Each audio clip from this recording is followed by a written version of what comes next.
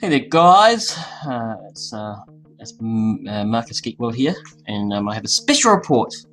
Yes, this must really the first of the blogs that I'm going to be doing big blogs of that I found around the place the last couple of days.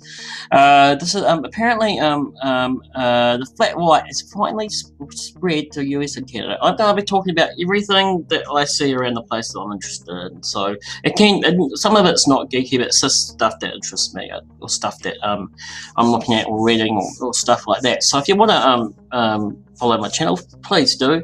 I mean, I used to be into operating systems, but I just want to move on to other things, and that's pretty much what this channel is going to be about, just everything interesting that I see around the place. Now, just to make, this is my blog, but I have copied these from other sources, and I've just given my opinion on them underneath. So it should be a bit of fun. I'll put some Creative Commons music underneath the video, and we should just have a, just hopefully you guys learn stuff, because I like reading, blogs and stuff and learning things as I go along. Right, and I'm from New Zealand, if you haven't figured it out, so I have a different view on things than a lot of other Americans do, or people from the UK or whatever. So I tend to be a bit more relaxed about things and just say things how I think. So anyway, coffee. This is going to be about coffee, and it's going to be about the flat white, which is a coffee. I actually thought, and correct me if I'm wrong here, and you can comment on the Facebook group, which the link will be under the video, or get hold of me on Twitter with at Marcus Geekworld. But North American coffee connoisseurs have their first sips of Kiwi favourite, the flat white. Now, I actually thought the flat white was just a normal coffee drink that everyone in the world had, but apparently it's not. I didn't even know this, so I'm quite shocked. I always order a flat white, because flat whites are just perfect, really. Anyway, don't tell me what flat whites consist of. You have to read the wiki page. I could always just put the wiki page actually underneath. Anyway, the coffee giant explained, I think this is going to Starbucks in America, Starbucks stores in America and stuff.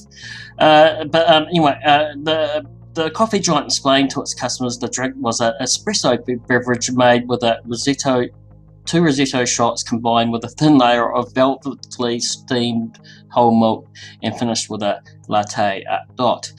Okay. It's quite overthinking, but okay.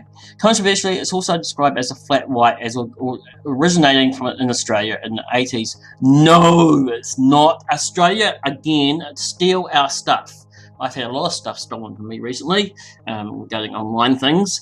But Australia like to steal New Zealand inventions and say they're from Australia, or America just thinks New Zealand's part of Australia and say they're actually from Australia, which is quite offensive to New Zealanders. But anyway, the claim, every time the America claims, we tend to correct them that something's from Australia, but it's from New Zealand. The detail did not go unnoticed by the Guardian, who discussed the controversy. Some say the name flat white was coined in the early 1980s in Sydney, Australia. Apparently that's what they think. But there are also arguments to suggest the drink was actually being made earlier in another Australian city, Melbourne. New Zealanders, however, argue the drink was developed into its modern form in the coffee shops of the nation's capital, Wellington. The safest answer to say both countries helped forge the flat white's identity, and according to Australian food historian Michael Simmons, Wellington-produced flat whites remain the best in the world. Someone asked me actually the other day how the coffee was in Wellington. Apparently the coffee is pretty good all around New Zealand, so let's go. Some geek news, and I hope you guys learned something about flat whites and what flat whites are.